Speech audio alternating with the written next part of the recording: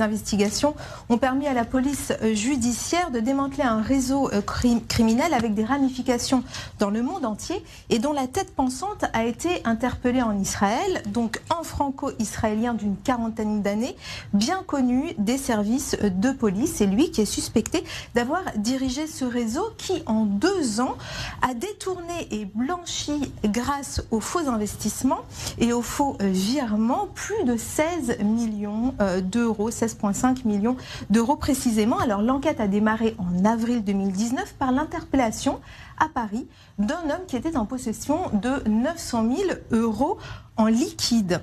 Les enquêtes a permis justement aux enquêteurs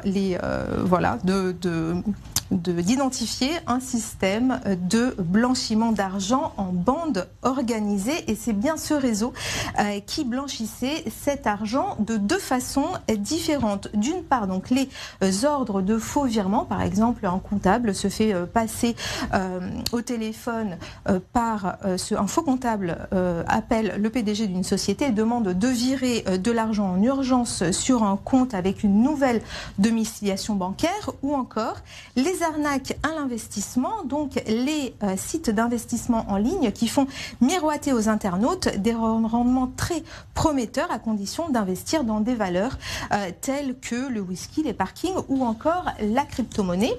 Évidemment, une fois investi, l'argent est irrécupérable. Alors justement, c'est là que intervient ce réseau de blanchiment. Comment cet argent est ensuite récupéré par les escrocs? Alors, le butin qui a été amassé donc de ces 2 façons est ensuite reversé sur des comptes ouverts en Lituanie par des mules bancaires qui servent elles aussi de prête-nom à la création de ces sociétés écrans et fictives. Elles sont établies en Autriche, en Hongrie et en Roumanie.